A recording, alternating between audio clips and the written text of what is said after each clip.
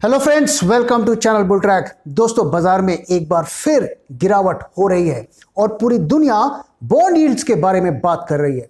अगर हम फ्राइडे के सेशन की बात करें तो निफ्टी ने करीब 570 पॉइंट्स का फॉल दिखाया और वहीं बैंक निफ्टी ने करीब 1750 पॉइंट्स का फॉल दिखाया। हालांकि ये गिरावट पूरी दुनिया में हो रही है, लेकिन इंडियन मार्केट्स में जरूरत से ज्यादा गिरावट देखने को हमें मिली। इस गिरावट की जो सबसे बड़ी वजह जो बताई जा रही है वो है rising bond yields of US treasury. अगर आप इस चीज को समझना चाहते हैं तो आप प्लीज हमारे पिछले वीडियो को जाकर देखें। उसमें हमने राइजिंग बॉन्ड यील्ड्स को और उसके इंडियन मार्केट्स में इंपैक्ट को काफी डिटेल में एक्सप्लेन किया है। तो दोस्तों, फ्राइडे को जो हमें बड़ी गिरावट देखने को मिली, ये काफी बड़ा फॉल था और ये पिछले 10 मंथ्स के अगर इंटरवल में देखें तो सबसे बड़ा फॉल हमें देखने को मिला। और इस फॉल के जो कर्ता धर्ता या सूत्रधार थे वो थे एफआईआईज। उन्होंने सिर्फ उसी दिन 8,300 करोड़ की सेलिंग कर दी। वहीं अगर हम म्यूचुअल फंड्स और डीआईएस की बात करें तो उन्होंने थोड़ी बहुत बाइंग की, लेकिन वो बाइंग मार्केट को संभालने के लिए नाकाफी थी। म्यूचुअल फंड्स ने करीब 1,500 करोड़ की बाइंग की और फ्राइडे के दिन इतना बड़ा फॉल था कि सिर्फ एक दिन में इन्वेस्टर्स का 5 लाख करोड़ रुपया डूब गया। तो ये जो बॉन्ड यील्ड बढ़ रहा है, ये सिर्फ यूएस मार्केट्स में नहीं बढ़ रहा है, ये पूरी दुनिया में यानी कि लगभग हर कंट्रीज में बॉन्ड यील्ड बढ़ रहा है। लेकिन जो सबसे बड़ा बाजारों को खतरा है वो यूएस बॉन्ड यील्ड से है, क्योंकि यूएस ट्रेजरी बॉन्ड्स जो होते हैं वो दुनिया का सबसे सेफेस्ट इन्वेस्टर माना जाता है। और बड़े बड़े इंस्टीट्यूशंस जब पैसा रखना पसंद करते हैं बॉन्ड्स में तो वो यूएस ट्रेजरी बॉन्ड्स की तरफ देखते हैं। तो क्या राइजिंग बॉन्ड यील्ड्स बाजारों के लिए इतना बड़ा खतरा है, खास करके इंडियन मार्केट्स में? आइए इसको एक्सप्लेन करने के लिए मैं आपको कुछ डेटा पॉइंट्स दिखाता हूं। अगर आप पिछले 10 सालों में देखें तो मेरी नोटिस में ऐसा कम से कम 2 बार ऐसा देखने को मिला है जब हमारे बाजारों में गिरावट हुई, क्योंकि यूएस ट्रेजरी बॉन्ड यील्ड्स में बढ़त देखने को मिली। तो इसके 2 इंस्टेंसेस मैं आपके साथ शेयर करता हूं। पहला जो ये घटना हुई थी ये 2013 में हुई थी और वहां पे अगर आप देखें तो जो बॉन्ड यील्ड्स हैं वो 1.5% से बढ़कर 3% हो गए थे और जिसकी वजह से करीब 15% गिरावट निफ्टी में हमें देखने को मिली थी। दूसरा जो इंस्टेंस हुआ था वो 2018 में हुआ था और उस वक्त जो यूएस ट्रेजरी बॉन्ड यील्ड्स हैं वो 2% से बढ़कर 3% तक हो गए थे, जिसकी वजह से निफ्टी में एक बार फिर हमें 15% का गिरावट देखने को मिली। तो ये एक कोइंसिडेंसी है कि दोनों ही इवेंट्स में हमने देखा कि करीब 15% फॉल हमें निफ्टी में देखने को मिला। और इसके अलावा एक और कोइंसिडेंस है दोनों में, वो ये है कि ये 15% फॉल होने के बाद निफ्टी में हमें एक शानदार रिकवरी देखने को मिली और उसने अपने पूरे लॉसेस को कवर कर लिया कुछ ही महीनों में। लेकिन जहां तक रिकवरी की बात है तो उस वक्त के हालात में और आज के हालात में बहुत ज्यादा अंतर है। उस टाइम के फंडामेंटल्स इतने खराब नहीं थे, लेकिन आज के फंडामेंटल्स और इकोनॉमिक सिनेरियो काफी बुरे हालात में है। और दूसरी चीज जो गौर करने वाली बात है कि उस वक्त मार्केट्स इतने ज्यादा एक्सपेंसिव नहीं थे।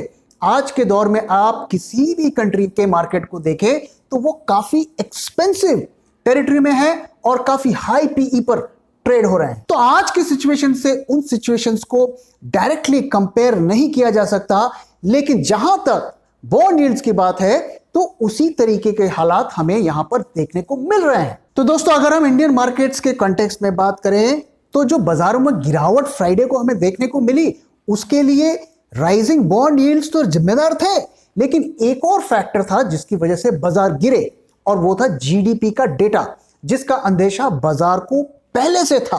और जीडीपी का डेटा जब पेश किया गया तो वो थोड़ा डिसअपॉइंटिंग सा नजर आया और मैं आपको जीडीपी डेटा की जो खास जो इंटरेस्टिंग पॉइंट्स है वो मैं आपके साथ शेयर करता हूं। पहला जो पॉजिटिव पॉइंट्स है कि we are officially out of recession.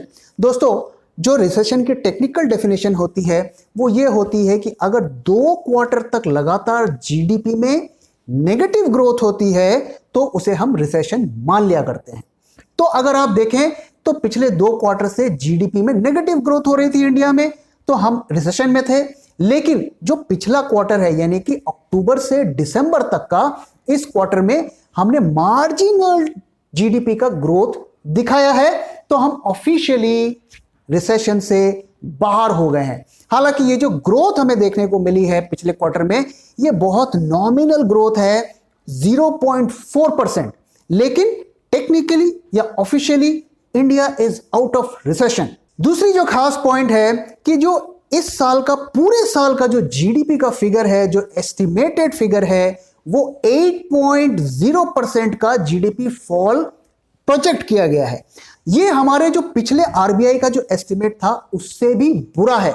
RBI ने हमें जो एस्टिमेट दिया था कि पूरे साल में हमारा 7.7% का जीडीपी का नेगेटिव ग्रोथ होने वाला है, लेकिन जो लेटेस्ट प्रेडिक्शन किया गया है वो इससे भी खराब है, यानी कि हमें करीब 8% का जीडीपी का नेगेटिव ग्रोथ देखने को मिल सकता है इस पूरे साल के इंटरवल। तीसरी जो खास बात निकल कर आई है वो ये है कि जो अक्टूबर से दिसंबर क्वार्टर में हमने एक पॉजिटिव जीडीपी ग्रोथ तो दिखा दिया, लेकिन जो अगला क्वार्टर है यानी कि जनवरी 2021 से लेकर मार्च 2021 तक, उसमें एक बार फिर हमें जीडीपी का फॉल देखने को मिल सकता है, और ये फॉल 1.1% तक का हो सकता है। चौथी जो पॉइंट निकल कर आई है कि कंज्यूमर स्पेंडिंग में गिरावट देखने को मिली है।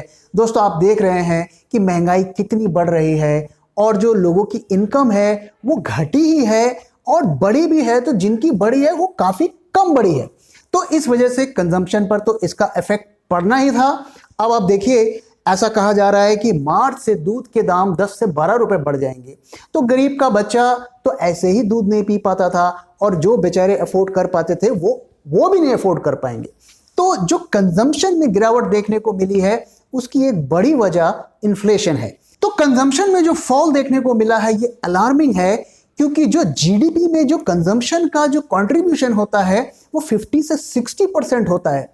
तो अगर कंजम्पशन घटेगा तो जीडीपी का बढ़ना बहुत मुश्किल हो जाएगा, इस बात को ध्यान में रखें। पांचवी चीज जो निकल कर आई है वो है कोर सेक्टर में बहुत ही मामूली सी ग्रोथ देखने को मिली है जनवरी में, और वो ग्रोथ सिर्फ 0.1% की है। आपकी जानकारी के लिए बता दूं कि कोर सेक्टर्स में 8 खास सेक्टर आते हैं जो इकोनॉमी के लिए बहुत इंपॉर्टेंट होते हैं, और वो सेक्टर कौन से हैं? तो उसमें है coal, electricity, crude, natural gas, steel, cement, fertiliser and refinery.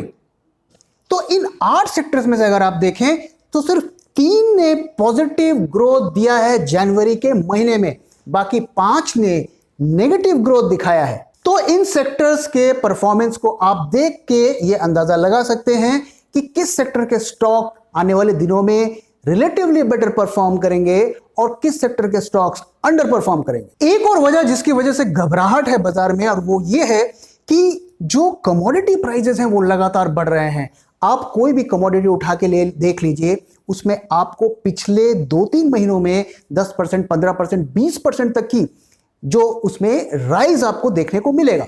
आप क्रूड का एग्जांपल ले लीजिए, टिन ले लीजिए, एल्यूमिनियम ले लीजिए, कॉपर ले लीजिए, खाने पीने के जो तेल हैं वो ले लीजिए, तो हर कमोडिटी का प्राइस लगभग ऊपर की तरफ है। इसकी वजह से क्या हो रहा है कि जो मैन्युफैक्चरिंग हो रही है उनके इनपुट कॉस्ट बढ़ जा रहे हैं। जब इनपुट कॉस्ट बढ़ेगा तो आप देखेंगे कि उनको अपने प्राइसेस बढ़ाने पड़ेंगे, जिसकी वजह से उनके सेल्स गिर जाएंगे, क्योंकि जो कंज्यूमर की इनकम है वो नहीं बढ़ रही है। तो जब प्राइसेस बढ़ेंगे तो कंज्यूमर उस रफ्तार से खरीदारी नहीं करेंगे, बल्कि वो उस खरीदारी को अवॉइड करेंगे, जिसका एंड रिजल्ट ये होगा कि कंपनी के जो प्रॉफिटेबिलिटी पर इंपैक्ट पड़ेगा, उनके टॉप लाइंस पे इंपैक्ट पड़ेगा। साथ में एक बड़ा खतरा जो है इन्फ्लेशन का भी है। दोस्तों, वर्ल्ड वाइड जो गवर्नमेंट्स ने कोरोना क्राइसिस को मैनेज करने के लिए अंधाधुंध करेंसी प्रिंट की है, और जब आप इतनी संख्या में करेंसीज को छापेंगे तो उसका इंपैक्ट कहीं ना कहीं, कभी ना कभी तो देखने को मिलेगा, और अब उसका इंपैक्ट दिखना शुरू हो रहा है। तो अब अगर इन्फ्लेशन तेजी से बढ़ने लगेगा तो ये बॉन्ड यील्ड के लिए बहुत बड़ा एक खतरा बनकर उभरेगा। तो ये इन्फ्लेशन और बॉन्ड यील्ड से रिलेटेड मैं 2 पॉइंट्स आपके साथ शेयर करता हूं, जिसको सुनकर आपको दिल को थोड़ा सुकून मिलेगा। पहला पॉइंट ये है कि वर्ल्ड वाइड जो सेंट्रल बैंक्स है और हमारे आरबीआई ने भी ये कहा है कि वो बॉन्ड यील्ड्स को बढ़ने नहीं देंगे, लेकिन कुछ एक्सपर्ट्स का कहना है कि जिस तरीके से इन्फ्लेशन बढ़ने की पॉसिबिलिटी है, तो बॉन्ड यील्ड्स को कंट्रोल करना इतना आसान काम नहीं होगा जितना ये लोग बता रहे हैं। दूसरी चीज जो गौर करने वाली है कि देखिए, बॉन्ड यील्ड्स तो बढ़ रहे हैं लेकिन अभी इतनी उसमें बढ़त नहीं हुई है जितना हमें पैनिक दिख रहा है। लेकिन कुछ एफआईआईज को यह फियर है कि बॉन्ड यील्ड्स यहां से डबल हो जाएंगे, तो इस खतरे के एंटिसिपेशन में वो पहले ही उन्होंने सेलिंग शुरू कर दी है। लेकिन उनको जो असली डर ये है कि कहीं इंटरेस्ट रेट बढ़ने का जो अप साइकिल है वो ना शुरू हो जाए। दोस्तों, जैसा कि आप जानते हैं, इंटरेस्ट रेट जो होता है वो सिक्लिकल होता है, यानी कि जब वो गिरता है तो लगातार उसमें गिरावट देखने को मिलती है और जब वो बढ़ता है तो उसमें लगातार बढ़त देखने को मिलती है। तो जो सबसे बड़ा इस वक्त उनको डर ये है कि कहीं इन्फ्लेशन की वजह से ऐसा ना हो कि क्वार्टर दर क्वार्टर इंटरेस्ट रेट बढ़ने लगे। अगर ऐसा होता है तो ये बाजार के लिए बहुत ही ज्यादा घातक होगा। आइए दोस्तों, अब हम ये बात करते हैं कि हमें बाजार को आगे कैसे खेलना चाहिए या कैसे उसे प्ले करना चाहिए। लेकिन उससे पहले मैं एक और दूसरी इंपॉर्टेंट चीज के बारे में आपसे बात करना चाहता हूं। दोस्तों, वेडनेसडे के दिन आपको याद होगा किस तरीके से एनएसई में कई घंटे का आउटेज देखने को मिला और सारी ट्रेडिंग कई घंटों के लिए रुक गई। कुछ लोगों का यह मानना है कि यहां पर कुछ जानबूझकर गड़बड़ी की गई। अब किसने गड़बड़ी की, क्यों की, ये तो नहीं पता, कोई भी साफ साफ कहने को तैयार नहीं है।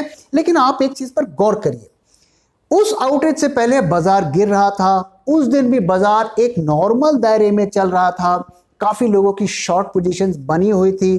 3-4 घंटे का आउटेज होता है, उसके बाद बाजार घुलता है और बाजार में एक जबरदस्त तेजी देखने को मिलती है।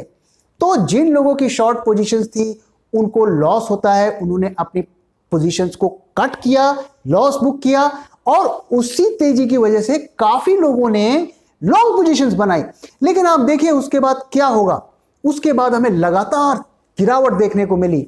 तो जिन लोगों ने शॉर्ट किया था उन्होंने भी लॉस बुक किया, जिन लोगों ने लॉन्ग किया था उन्होंने भी लॉस बुक किया। तो जो ब्रोकर्स एसोसिएशन है उन्होंने भी सेबी को रिक्वेस्ट किया है कि इसकी एक डिटेल्ड इन्वेस्टिगेशन होनी चाहिए कि व्हाट वेंट रॉन्ग और आगे इस तरीके की चीजों को कैसे अवॉइड करना है, इसका भी एक ब्लूप्रिंट तैयार किया जाना चाहिए। तो क्या गड़बड़ी हुई है, नहीं हुई है, हमें नहीं पता। अगर गड़बड़ी हुई है तो किसने की है ये भी हमें नहीं पता। लेकिन जो टाइमिंग है वो थोड़ी सी सस्पिशियस है और इसकी वजह से काफी लोगों को लॉस हुआ है। तो आइए अब हम बात करते हैं कि हमें आगे का क्या अप्रोच रखना चाहिए मार्केट में। दोस्तों, अगर आपने हमारा पिछला वीडियो देखा होगा तो हमने आपसे कहा था कि निफ्टी के इस वक्त हमें 2 इमीडिएट सपोर्ट्स दिखते हैं। पहला जो सपोर्ट था वो 14,700 का लेवल था और हमने कहा था कि ये वीक सपोर्ट है, मोस्ट लाइकली ये टूटेगा। अब जो अगला सपोर्ट है वो है 14,200 का। अब दोस्तों, इस लेवल के आसपास आप देखेंगे कि बाजार में बहुत ज्यादा वोलेटिलिटी देखने को मिलेगी। हो सकता है इस लेवल के आसपास जाकर वापस से बाजार में जंप आए और फिर वो नीचे जाकर उसे, तो जो लोग पुट लेकर बैठना चाहते हैं मैं उन्हें वार्न कर देता हूं कि इतने आसानी से मार्केट आपको प्रॉफिट नहीं देगा। वैसे भी अगर आप देखें तो पुट्स की इस वक्त आईवीज काफी हाई है, पुट के प्रीमियम काफी ज्यादा हाई हैं। तो अगर आप पुट लेकर बैठते हैं तो ये आपके लिए एक रिस्की सौदा हो सकता है। अब जिन लोगों ने लॉन्ग टर्म के लिए इन्वेस्ट किया है बाजार में, उनको इस वक्त क्या करना चाहिए?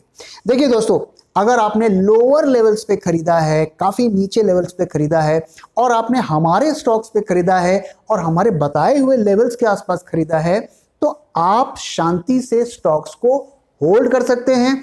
अगर बाजार में बड़ी गिरावट होती है तो उस मौके का इस्तेमाल करके आप अपने पोजीशंस को भी ऐड कर सकते हैं। दूसरी चीज, अगर आपने हमारे उन स्टॉक्स में पोजीशन बनाई है जिनमें अच्छा खासा प्रॉफिट हो गया है और 100% तक प्रॉफिट हो गया है या उससे ज्यादा हो गया है, तो आपको थोड़ा प्रॉफिट बुकिंग का सोचना चाहिए, इस मौके का इस्तेमाल करके निकलने का सोचना चाहिए।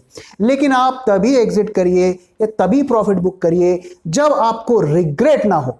अगर आप उस सोच के हैं कि अरे यार मैंने क्यों बेच दिया, मैं होल्ड कर लेता तो मुझे और प्रॉफिट आ जाता, अगर आप इस मेंटालिटी के हैं तो आप अपनी पोजीशन को लेकर बैठिए एंड होप करिए कि बड़ी गिरावट ना हो। मुझे ऐसा लगता है कि अगर कुछ ही महीनों में आपने 80%, 90%, 100% का रिटर्न बना लिया है तो आपको खुशी खुशी उस प्रॉफिट को ले लेना चाहिए और ज्यादा के लालच में नहीं रहना चाहिए। तो मैं पोजीशंस को कंटिन्यू होल्ड करने के लिए तभी कहूंगा जब आपने उसे बहुत ही सस्ते रेट पे खरीदा है।